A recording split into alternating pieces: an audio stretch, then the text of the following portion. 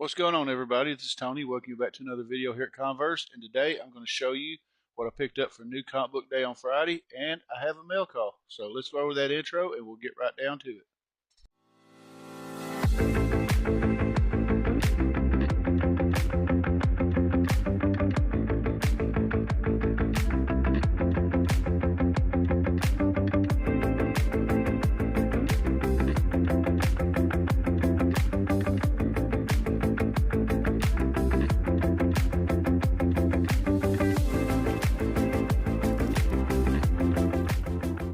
What's going on, everybody? It's Tony. Welcome you back to another video. Like I said, I'm going to show you what I picked up for New Comic Book Day this week. Got some good stuff, and I also got a mail call. So let's get right down to it. First off, one of my LCSs was giving away some free books from past free comic book days. So I got this. Free Comic Book Day Vampirella #1 with an awesome Alex Ross cover. Had to get it. That's all I got to say about that one. Alright, another free book is this Dawn of DC premiere. Don't know much about it. I've heard other people say that it's like a who's who or a precursor to what is to come in the Dawn of the DC. So I'm looking forward to checking that out.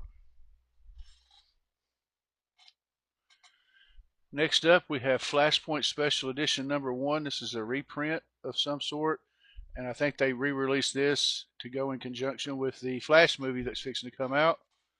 And it says that it's the first appearance of Thomas Wayne. We'll see.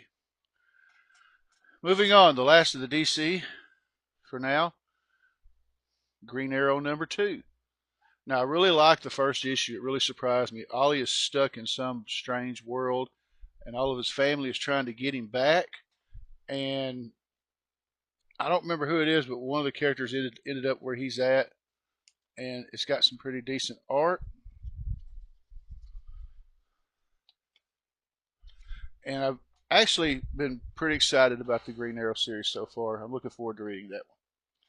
Next up from Marvel, we have a facsimile of Iron Man #1. Of course, this was the first issue of Iron Man's ongoing series, its first ongoing series. And even though this is a facsimile, I hope that one of these days I will be able to get the real thing. Some classic Silver Age goodness there. Yeah, that first print is definitely on my grail list. Moving on, we got a new series. This is Daredevil and Echo.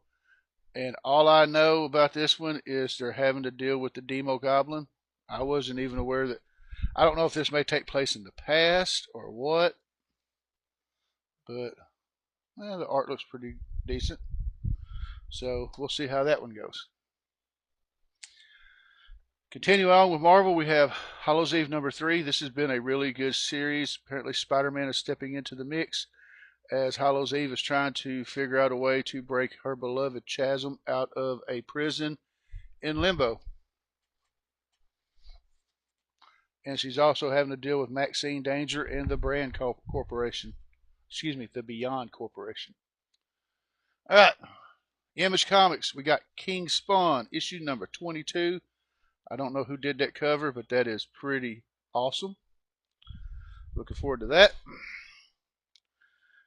And one of the best and cheapest independent books you're going to get from Mark Millar, Nightclub #5. I believe next issue is the last issue of the series, but spoilers, if you read Nemesis, you may already know there's fixing to be like a really big crossover between Nemesis and Kick-Ass and Wanted, and apparently the Fight Nightclub and many more. Looking forward to that. All right, the only true back issue I got, I picked this up for fairly cheap. Fantastic Four 348. I just picked that up to go with my 347. This is the first cover appearance of Spidey, Hulk, Wolverine, and Ghost Rider as the new Fantastic Four at that time. I used to have that before. It's a really good series. All right, next one is another facsimile, and this one's kind of ironic. Conan the Barbarian #1, reprinting the first appearance of Conan the Barbarian in an official comic book. This was originally released in 1970 And coincidentally, this episode of Tony's Comic Book Spotlight that'll drop this coming Friday is about Conan the Barbarian, so that might be one of the reasons why I picked it up. All right. And somehow between one LCS and another, I ended up with 2 copies of Green Arrow #2. So one of these is probably going to be, I'm going to throw that in with some books I'm going to give away on Scott Vaughn's S-Vaughn82's 1,000 subscriber giveaway that he's doing later on tonight. Because I'm filming this on Saturday. You may not be seeing it till Sunday, but that's going to be a throw-in extra. Okay, this book came out last week, and I missed it. But this is, I believe, a Jim Lee cover variant of Titans #1. Looking forward to reading it. Now, they had already ordered me a cover A, but I went ahead and picked this up because I like the cover. And between the 2 of them, when I get that cover A in, whichever one I like, I'll keep. And the other one, I'll give to my daughter because she's a massive Titans fan. All right, 2 books left. This one came out a few weeks ago. I believe it came out the week of Free Comic Book Day.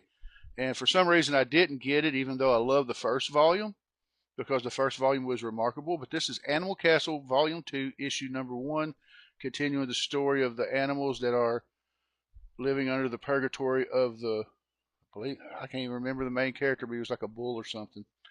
And it's basically loosely based on Animal Farm. It is, like I said, the original volume was really awesome, and hopefully this is a pretty good read as well. There was a Free Comic Book Day version that I missed, but I went ahead and picked that up. And the last book for Free Comic Book Day for this it's a comic that a couple weeks ago my buddy S-Vaughn82 had Jonathan Hendrick on his Comic Book Addict show talking about some of his comics, and one of them he talked about was this one, Capable. And the story that they told about it, basically, and if I get it wrong, Scott, feel free to comment in the comments below to correct me. But it's a guy in a wheelchair that becomes a superhero. And from what I understand, this is supposed to be a really, really great book. And I am looking forward to reading it. After I watched that episode, I was going to try to figure out a way to find a copy. One of my LCSs actually posted a picture of it on their Instagram, and I went, "Whoa, you got a copy?" And they said, "Yeah," and he put it in my file.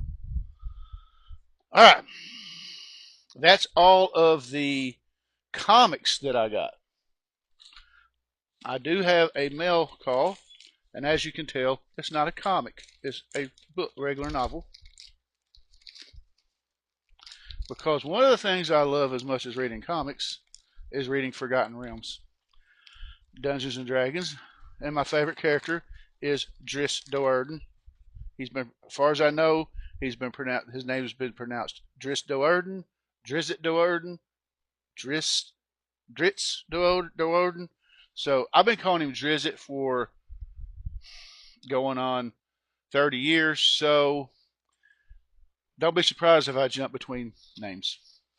But this, I'm trying to get all of the R.A. Salvatore Drizzt novels, and I'm about 12 behind, counting the new one that's coming out. So this book, I don't remember when it came out, sometime around 2017 or 2018. This is the novel for Timeless,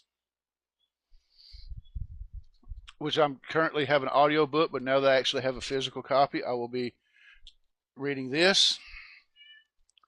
And as you can tell, it was a library copy. That doesn't bother me. I will dedicatedly take all the stickers off, and I'm glad to have this in my Legend of Drizzt collection. And like I said, now I've got one down and 11 to go, which should be interesting. And the cool thing about this series is R.A. Salvatore started writing about Drizzt Do'Urden in 1989 with the release of the Crystal Shard. This series is still going. And if I'm not mistaken, the new novel, which I do not know the name of it offhand, I'll post a cover, that's supposed to be released in August of 2023. I believe that is the 38th novel in the series, and feel free to correct me in the comments, but I would believe that holds the record for the longest running series based on a character, any character, to be honest with you. I can't think of any other book series that has lasted that long. And if you ever read a R.A. Salvatore Drizzt novel, you will love it. I'm telling you. Start with Homeland, even though that was the fourth novel that he wrote. Start with Homeland. I may start doing a series about the novels, a weekly series about the Drizzt novels. If you would like for me to do a series based on the Drizzt novels, comment below. I'd like to see the feedback because, like I said, Drizzt is my favorite fictional character, period, and R.A. Salvatore is my favorite author of all time. Sorry, Tolkien, I love you, but Salvatore is my favorite. And that's all for this video. I hope you enjoyed it. Please leave a like and subscribe on your way out. And thank you for watching this one and any other videos. Like I said, coming up on deck, I'm going to be filming, actually, excuse me, I'm going to be editing the video for Conan the Barbarian that drops Friday for the Comic Spotlight. I will be working on the next Spotlight as well. I hope everybody's having a safe and happy Memorial Day weekend. Remember that it is to honor the men and women of the U.S. Armed Forces that have died in battle and gave the ultimate sacrifice for us. And I just hope everybody has a safe and enjoyable weekend. Before I forget, I'm going to post some links down below in the description for some other YouTube content creators. So give them a like and a follow because I'm sure they'll enjoy it as well. Congratulations to SVon82 again for hitting 1K, as well as Collecting with Durs. He'll be doing his 1,000 subscriber giveaway, I think, toward the end of June, somewhere around there. There'll be more details on that. The nominations are open for the CBC Awards. You can go to www.cbcawards.org to vote or nominate your favorite YouTube content creators. And that's it for this episode. And as always, take it easy. God bless. Take care. See ya.